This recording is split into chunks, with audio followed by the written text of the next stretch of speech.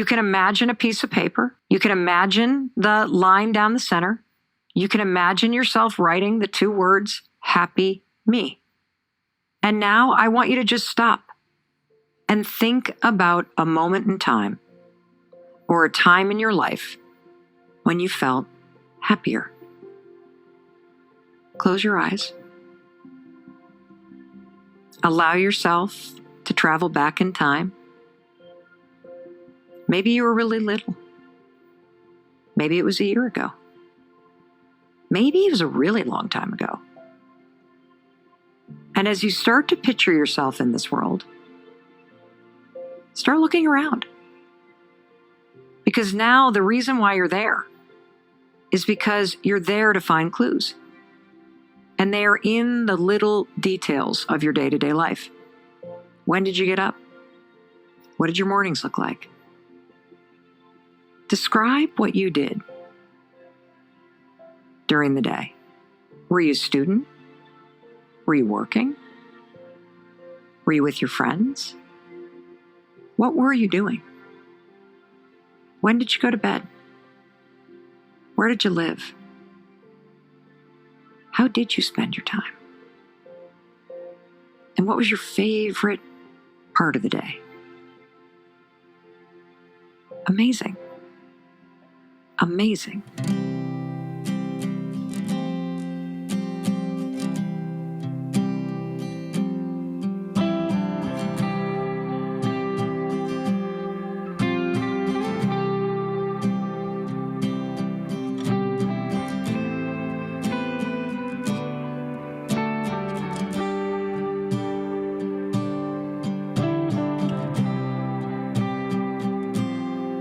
Bienvenue dans ce nouveau vlog. Donc là je reviens de l'église. Vraiment c'était trop bien, je suis trop contente d'être allée. Donc c'était seulement 10 minutes de marche, je savais même pas qu'elle était juste à côté.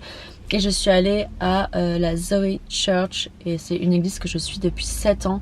J'ai même un t-shirt, un de leur du merch quoi de l'église que j'ai acheté pareil il y a 7 ans et que je mets toujours. Là je l'ai carrément pris avec ici à LA. Parce que c'est un de mes shorts préférés et vraiment ça fait 7 ans que je les suis et là incroyable que ce soit à 10 minutes de chez moi. De base j'avais pas envie d'y aller toute seule parce que faut savoir un truc, c'est que j'ai pas mal d'anxiété quand je connais pas un endroit. C'est comme quand je suis dans un restaurant et je dois aller aux toilettes et je suis jamais venue dans ce restaurant avant, et j'ai toujours un moment je me dis ah là, enfin c'est très grave je sais, mais dites-moi si vous aussi vous êtes comme ça, mais j'ai toujours tu vois, quand je connais pas j'aime pas. Donc du coup je voulais y aller avec quelqu'un de base et finalement personne n'était dispo. Donc j'y suis allée toute seule et je suis trop contente d'avoir été toute seule parce que ça m'a vraiment permis de sortir de ma zone de confort, de parler aux gens et c'est vraiment ce qu'il me fallait en fait. Donc du coup je suis arrivée et en fait je sais pas pourquoi je pensais que c'était 9h30. En fait ça a commencé à 9h45 donc du coup je suis arrivée en avance et ça pareil c'est vraiment tant mieux. Sinon je serais arrivée à 9h44 et j'aurais parlé avec personne. Donc du coup là j'avais un quart d'heure d'avance. Et donc j'y suis allée et tout, on m'a bien accueilli, on m'a proposé un café et en fait j'ai parlé avec un pasteur, je savais même pas que c'était un des pasteurs en fait. Et trop sympa, on a vraiment bien discuté. Je lui ai dit que je venais d'emménager il y a 2 mois mais que j'habitais déjà là auparavant, que je suivais la Zoe Church depuis très longtemps. Enfin, donc on a vraiment bien discuté, c'était vraiment cool. Je me suis assise sur le canapé avec mon petit café et là il y a une autre personne de l'église du coup qui est venue me parler, très sympa aussi, franchement adorable. J'aime trop en fait aller dans les églises ici à Los Angeles parce que c'est... Enfin aux États-Unis, je sais pas si c'est partout comme ça aux États-Unis, mais en tout cas à LA j'adore parce que c'est pas du tout comme en France, c'est des églises modernes. En fait vous avez déjà de la musique, mais j'adore les chansons, c'est vraiment, j'écoute même dans ma playlist, j'ai des musiques comme ça parce que enfin c'est pas comme en France et tout, c'est vraiment des églises modernes et c'est trop bien. Il y a vraiment une ambiance différente. Et après il y a le pasteur du coup qui parle, mais c'est même des fois un peu drôle parce que c'est des petites anecdotes, enfin c'est vraiment différent. J'adore être avec du coup au milieu de ces gens, on est tous là un peu pour les mêmes raisons entre guillemets. Et on est forcément tous dans la bienveillance, etc. Donc c'est vraiment genre safe place. Et vraiment j'aime beaucoup. Et en plus c'est trop marrant parce qu'après donc le service commence et tout. Donc d'abord c'était les chansons. Dans l'autre église où je suis allée à l'époque il y a 6 ans, j'allais dans une autre église qui s'appelle Church Home qui est à Beverly Hills au Saban Theater, qui est assez connue parce qu'il y a pas mal de célébrités qui vont comme Justin Bieber, Selena Gomez, Lana Del Rey. Justin Bieber il y allait tout le temps à l'époque où j'allais, ils étaient tout le temps front row. Et donc c'est une église un petit peu plus connue par rapport aux célébrités qui y vont. Et eux, le concert était toujours à la fin. Et là, c'était l'inverse, la musique était au début. Bref, pourquoi je dis ça?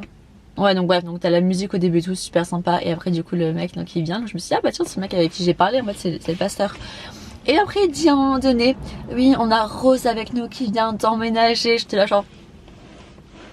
Et après, il y avait un moment, putain, c'était gênant. Après, c'est cool qu'il fasse ça, mais j'étais tellement gênée vu que je suis timide. Il a dit un truc du style, bah voilà, c'est peut-être ici que vous allez rencontrer des amis, etc. Donc, bah, prenez là 5 minutes pour regarder autour de vous, genre vous présenter, peut-être échanger des numéros et tout. J'étais là genre oh my god et tout. Et donc du coup les gens, je vois tout le monde se retourne en mode ah bonjour et tout. Et moi j'étais là genre, j'avais personne à côté de moi. Et l'autre côté, bah les gens se disaient bonjour entre eux. Du coup j'étais vraiment comme ça genre en mode. Et après finalement les gens sont venus me parler et tout. Donc ça allait, mais oh là là j'étais en mode oh my god, je déteste ça. Je déteste ça, mais après t'es toujours content d'être sorti de ta zone de confort, d'avoir fait l'effort de parler avec des gens. Et c'est vraiment ce dont j'ai besoin. Il faut que je m'ouvre davantage aux gens et tout. Donc non, franchement, super expérience, j'y retournerai clairement. Et là, maintenant, je vais chercher Marine, c'est son anniversaire, nous sommes le 1er septembre, c'est l'anniversaire de Marine Buton. Donc, happy birthday, Marine. Donc là, je vais la chercher et vu que c'est dimanche, nous allons où? Nous allons au Farmer Market de Brentwood. Donc c'est parti, let's go. J'ai oublié de dire joyeux anniversaire, Marine Buton. Merci. Ça te fait quel âge? On va garder ça privé. Je crois que c'est 36. Non, en plus. C'est vrai? Oui. 37? Oui. Ah merde. Oh, ça va vieille.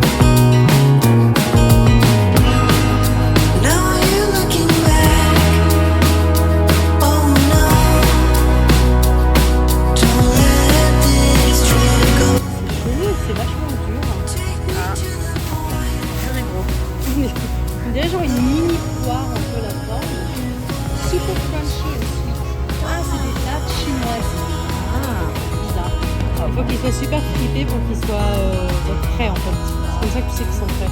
Je crois que ça dépend des variétés.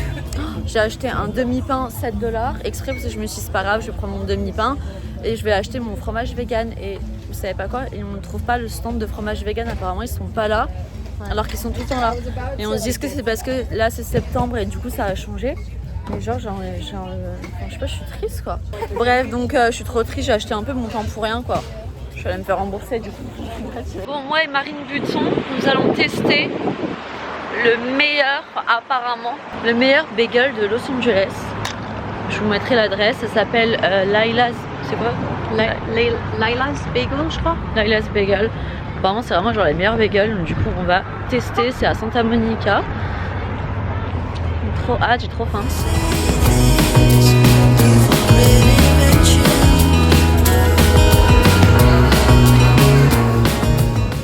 Du coup j'ai pris bagel avec du saumon, du cream cheese et des petites choses. Et Marine a pris tomate cream cheese avec un petit match. Super cute. Adorable. Bon, on va goûter. C'est hyper prêt. T'as vu la caméra comme elle est petite vache avec bouton. Mais il y a des petits. Je sais pas si j'aime les capres.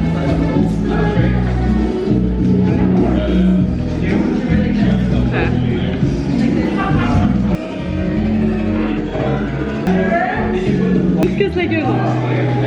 J'ai renversé mon verre d'eau, genre c'est bon. On approuve. Ouais. On dit on approuve en français. C'est dur à manger par contre. Je ne recommande pas en premier date. Oh my god, j'adore pas de tomate. Ça va être dur à manger à mon Bon, direction Sally's Beauty. J'ai chopé beaucoup de cheveux blancs, du coup je vais essayer de les camoufler avec une patine, mais j'espère qu'on va juste bien me renseigner parce que ça me fait flipper. fait c'est une sorte de boutique du coiffeur. Vous avez plein de produits capillaires. Et on va essayer de trouver du coup tout ce qui est patine, mais j'ai trop peur qu'on me renseigne mal en fait. Donc du coup retour à la boutique du coiffeur, j'allais dire. Retour de chez Sally's Beauty. Franchement mais je vais vous dire un truc, j'ai très peur. Puisque j'étais vraiment mal renseignée, j'étais clairement livrée à moi-même. On a fait du coup la première boutique où en fait donc la meuf elle me conseille. On part sur du coup 2 teintes différentes elle me dit ouais on va mixer ensemble c'est bien. Enfin bon je suis d'accord avec elle et tout. Et après donc elle regarde pour me donner les couleurs et là elle me dit ah non puis elle prend des couleurs et je vois que c'est pas la même. Et elle me dit non il y a plus gel. Du coup c'est quoi la couleur que vous m'avez donnée? Donc du coup c'est celle-ci. Je dis ah mais du coup c'est trop clair. Ouais du coup oui c'est clair. Juste dis-moi que t'as pas la couleur en fait. On se met d'accord sur un coloris, t'as pas la couleur, du coup tu me donnes un ton plus clair. Et après tu me dis oui ça va être trop clair, enfin tu vois t'es bizarre en fait. Du coup je suis allée dans un autre Sally's Beauty, là mais mind blowing à quel point les gens ne s'y connaissent pas et tout. Franchement c'était une petite jeune mais elle connaissait rien du tout, mais vraiment rien du tout, c'était terrifiant. Et elle arrête pas de me donner des couleurs et je lui ai expliqué 50 000 fois que je ne voulais pas une couleur vraiment permanente. Parce que le problème c'est que c'est ce que j'avais déjà fait en France à Paris. Ça m'a fait pareil, elle m'avait mal renseigné sur la couleur, elle m'a donné une couleur qui était beaucoup trop ton chaud donc, et moi je suis hyper cendrée en fait donc ça n'allait pas. Quand je me suis lavé les cheveux la couleur forcément ça vire un peu donc après je me suis retrouvée vraiment avec une bande quand mes cheveux ont repoussé en plus. Donc mes cheveux naturels très cendrés et ensuite la bande de couleur que j'avais faite qui était très ton chaud bref. Et après chez le coiffeur quand je suis allée chez un vrai coiffeur, 2 différents même m'ont dit non le mieux c'est de couvrir les cheveux blancs avec plutôt des espèces de patines ou des couleurs semi-permanentes. Donc là la meuf elle me disait couleur, je lui ai expliqué 50 000 fois que je voulais pas avoir une démarcation, bref elle comprenait rien. Calme-toi Marion.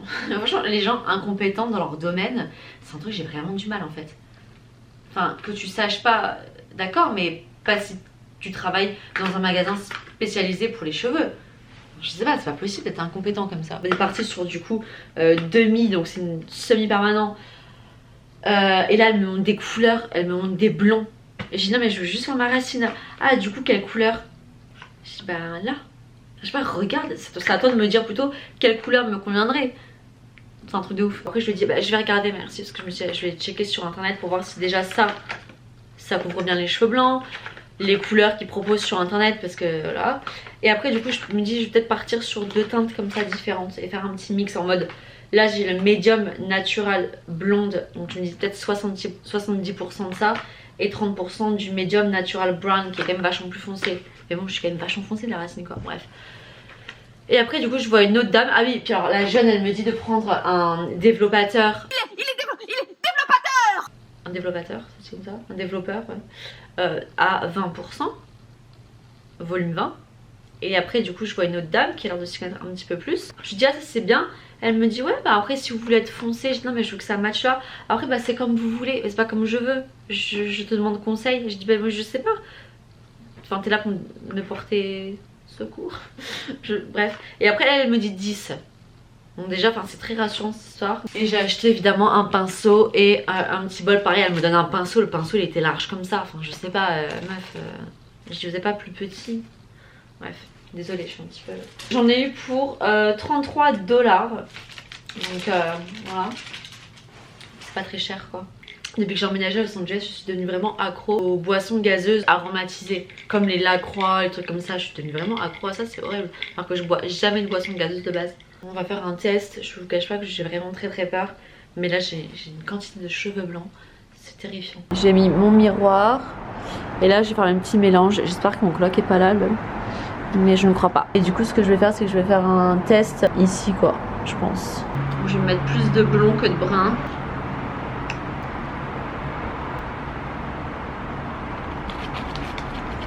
Là j'ai pas mis mon t-shirt de Jeezy, je serais un petit peu triste. Putain j'ai trop peur.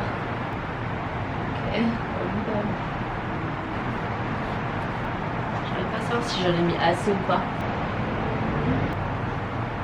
Bon en attendant que ça pose, ce que je vais faire c'est que je vais monter ma table de nuit que j'ai reçue aujourd'hui, donc je suis trop contente. Donc malheureusement je vais pas pouvoir vous montrer puisque comme je vous ai dit dans le vlog précédent, je vais faire une vidéo spéciale sur la transformation de ma chambre. Mais bon au moins ça va m'occuper donc je vais faire ça et on se voit tout à l'heure. 30 minutes on va voir Oula. Ouais, ça m'a l'air hyper foncé, my god.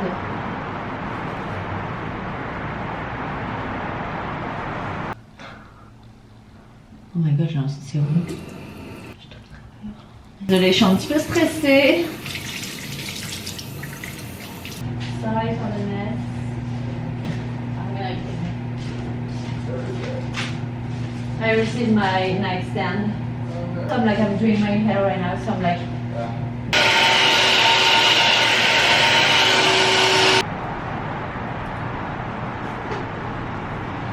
C'est trop foncé. Il faut que je colore mes cheveux jusque là en fait.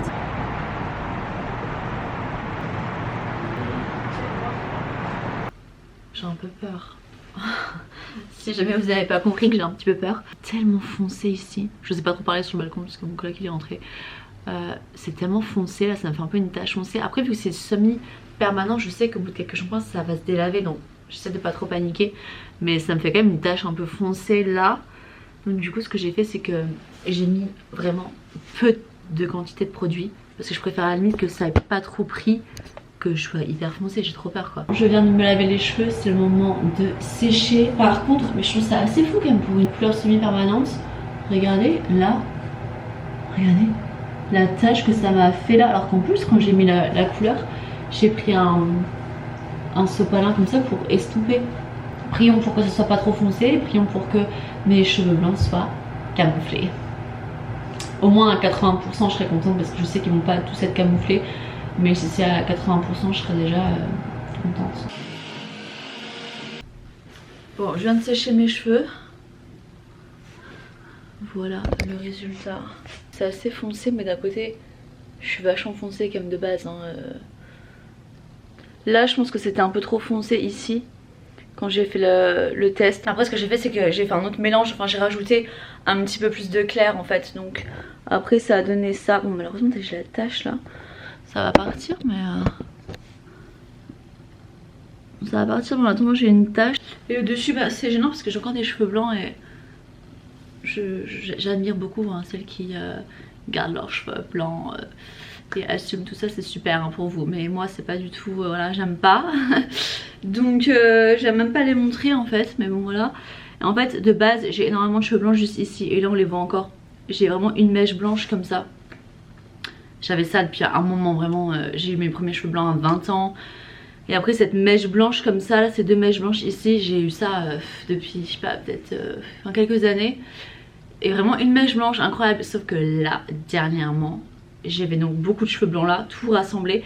Mais aussi en fait partout, j'ai chopé des cheveux blancs de malade mental, vraiment c'est un truc de ouf. Et franchement je trouve que c'est quand même pas mal parce que la couleur... On voit bien mes cheveux blancs là, c'est vrai. Mais elle est vraiment, enfin c'est exactement la même couleur que j'avais quoi. Au niveau de la démarcation, franchement ça va.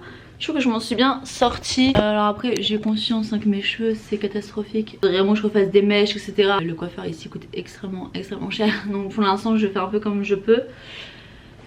Avant de pouvoir dépenser 1000 balles chez le coiffeur quoi. Quand je vous dis 1000 balles c'est même pas une blague en vrai. Et si vous voyez un côté un petit peu là chaud, roux, c'est absolument pas ce que je viens de faire. Hein. C'est vraiment... les erreurs passées malheureusement. Je pense pas m'en sortir si bien, peut-être parce que je suis allée à l'église ce matin du coup Dieu est avec moi. Bref.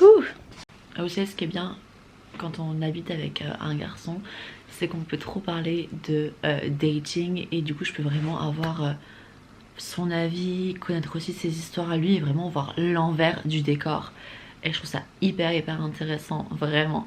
Bon après mon coloc c'est quand même un sacré petit phénomène, donc j'ai un petit peu peur du coup des mecs. Maintenant j'essaie de pas trop m'emballer parce que quand je vois un petit peu le train de vie de mon coloc, après voilà, why not quoi, chacun vit comme il a envie de vivre. Je me dis juste waouh, genre j'espère ne pas dater un mec et penser que, alors qu'en fait enfin voilà, c'est waouh, ça m'a un peu peur. Mais bon bref, c'est pas ce que je voulais dire. Je voulais juste dire que je crois qu'il est à l'appartement mais il est dans sa chambre. Je crois que je vais lui envoyer un petit message. On a une super relation par message, lui et moi. On est très proches par message. Je crois que je vais lui envoyer un petit message. J'aimerais bien savoir parce qu'il voit des fois un petit peu les mêmes personnes. Et je me demande si du coup les filles qui voient régulièrement, ce sont aussi des personnes... Enfin est-ce qu'elles le textent ou est-ce que lui texte les meufs ou est-ce que les meufs aussi disent en mode tu fais quoi, tu veux qu'on se voit? Parce que moi j'ai toujours l'impression que si je texte vraiment un garçon, il va limite perdre de l'intérêt parce que il me texte, elle veut me voir, je sais c'est un peu play games, malheureusement ça fonctionne juste un peu comme ça. Donc je sais pas, c'est dur de dater, je vous jure, j'ai entendu parler de ça dans tous mes vlogs, mais après je suis pas triste d'être célibataire parce que vraiment je me dis je suis même pas dans la saison 1 de Sex and the City, je suis même pas dans la saison 1 parce que je suis jeune encore. Carrie elle a quel âge là? Elle a 34 ans je crois, 33 ans dans la saison 1. J'ai le temps et c'est fun, en fait j'adore être ici à Los Angeles et être célibataire. Après potentiellement oui je voudrais être avec quelqu'un, mais j'aime bien expérimenter aussi et les célibataires, comme quand j'ai emménagé en 2018, j'ai fait 1 an célibataire et ensuite le reste j'étais en couple. Et c'était trop bien parce que qu'est-ce qu'on rigole quand on est entre filles, on sort, ah le mec là il est mignon etc, viens on va lui parler quoi, enfin un truc un peu de gamin comme ça, j'adore moi. J'adore partir à l'aventure, un petit peu le petit piment comme ça, je kiffe, donc ça me dérange pas d'être célibataire, mais quand même quoi. Vous savez que hier il m'a dit, mon coloc, il m'a dit j'aimerais trop regarder tes vlogs mais je vais pas pouvoir comprendre. J'espère qu'il n'y a pas des moyens de traduire. Parce que j'allais vous dire un truc, j'allais vous dire qu'hier soir j'ai rêvé qu'il me faisait un câlin. Donc moi je lui ai dit, est-ce que je peux te poser une question vu que tu es un mec et mon coloc? Tu sembles être la bonne personne à qui poser cette question. Vous savez que j'ai demandé à ChatGPT, c'est devenu mon bestie quoi. Je lui ai demandé genre, j'ai dit j'ai eu un deuxième date avec un garçon, est-ce que je dois envoyer un message ou attendre que lui m'envoie un message? Genre j'ai trop posé des questions à ChatGPT sur comment faire quoi. Et il me dit il n'y a pas de règle stricte sur ce sujet. Si tu as envie de lui envoyer un message, n'hésite pas à le faire. Cela montre ton intérêt et peut aider à renforcer la connexion. Si tu préfères attendre, c'est aussi une option. Mais il pourrait interpréter cela comme un manque d'intérêt. L'important est de rester toi-même, mais pas trop, comme dirait ma soeur.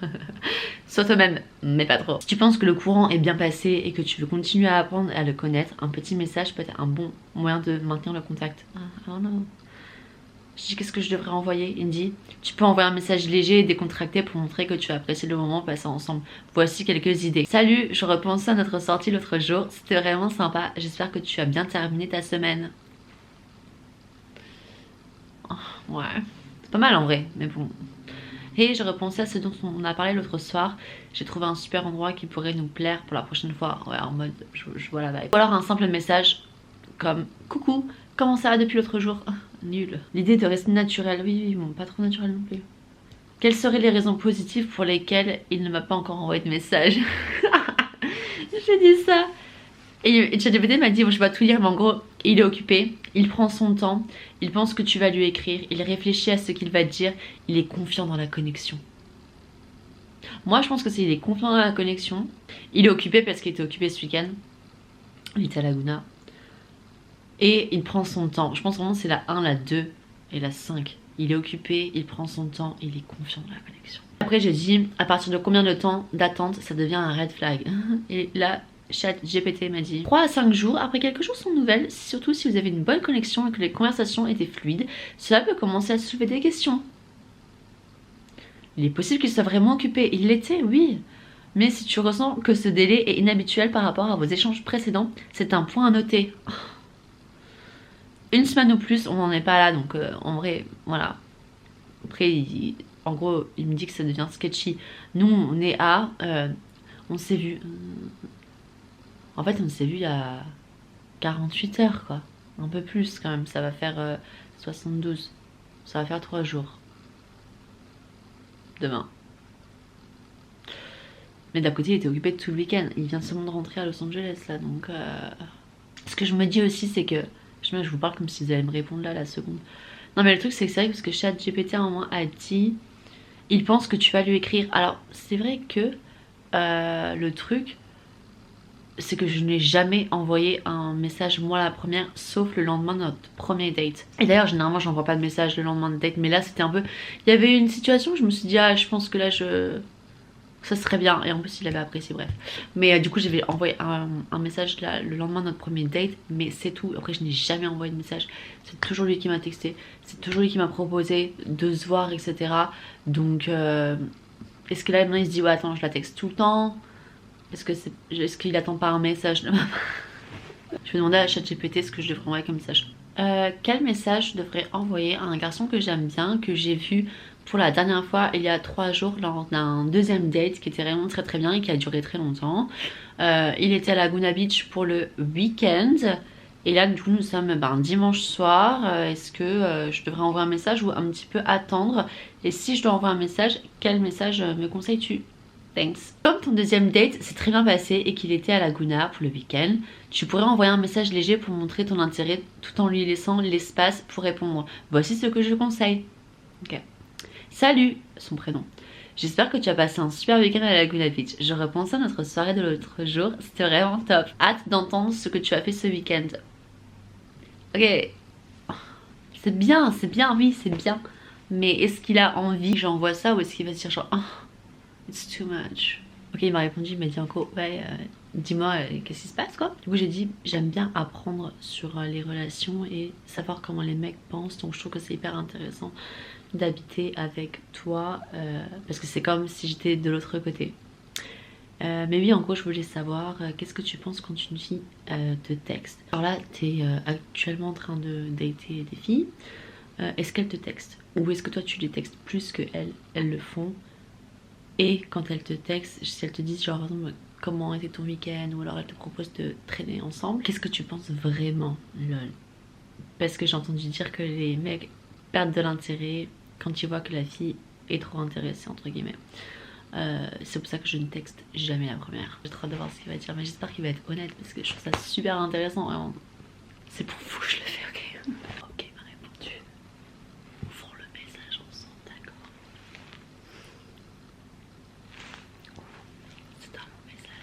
En gros, sa réponse, elle est vraiment très intéressante. Il me dit, c'est une bonne question. Je pense que si vraiment j'aime bien la fille, dans ce cas, j'apprécie recevoir des textes d'elle de temps à autre. Pas genre toute la journée, tous les jours. Mais je trouve que c'est quand même gentil de recevoir un texte comme ça de nulle part. C'est dur de traduire. Parce que du coup, je suis là en mode genre, oh, elle pense à moi. Je pense que des fois, il faudrait qu'elle m'envoie un message la première, moi des fois j'envoie un message le premier. Après il me raconte que justement il fréquentait une fille il y a quelques mois et que jamais elle ne le textait en premier. Et du coup il était en mode genre mais... Au début il s'est dit genre ah, comme les mecs ils aiment bien quand c'est un peu dur, je vois ce que je veux dire. Et après sauf qu'après il s'est dit en mode genre mais du coup est-ce qu'elle a même un minimum d'intérêt pour moi? Est-ce que si je la texte jamais du coup elle me textera jamais quoi? Donc voilà.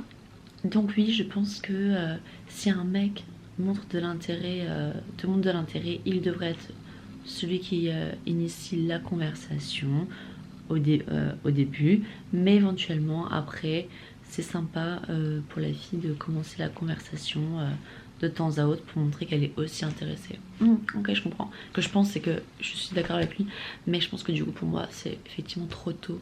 Dans un conseil par contre que je peux vous donner qui est tellement mais réel, vraiment. Quand on est là comme moi actuellement, je vais rien attirer là. Là si je suis sur mon lit en train de penser à cette personne en mode genre oh, il m'a pas envoyé de message, est-ce qu'il a regardé ma story? Il y a rien qui va se passer.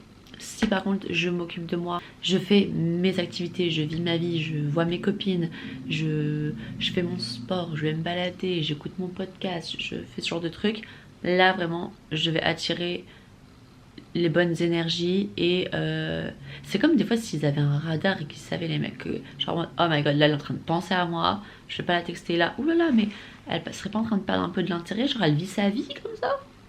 Je lui envoie un message, on dirait qu'ils le sentent.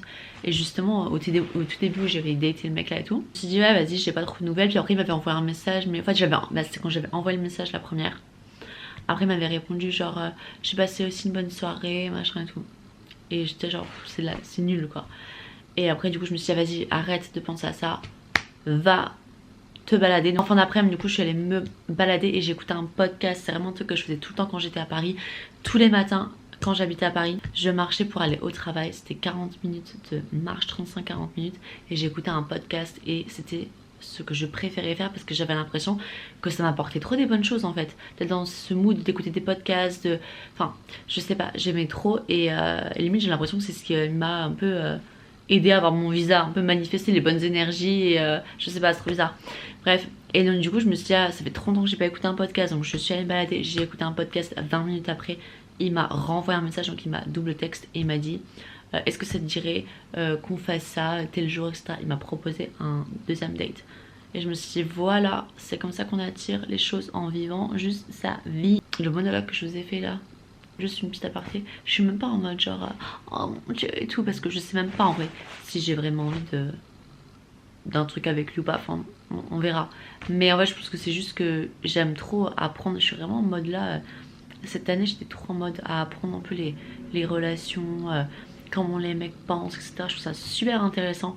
Et donc du coup c'est pour ça en fait que des fois je me pose des questions parce que je me dis trop, mais j'aimerais trop savoir ce qu'ils pensent, mais juste par curiosité en fait. Genre comment ça marche un mec, c'est trop intéressant. J'espère que cette petite vidéo en plus dans la semaine vous a plu. Je reste sur une vidéo tous les dimanches. Si des fois je peux faire des petites vidéos un peu bonus, je le ferai en semaine. Merci d'avoir regardé cette vidéo. N'oubliez pas que je poste également sur TikTok, donc n'hésitez pas à aller voir. Et je vous dis à dimanche. Bisous.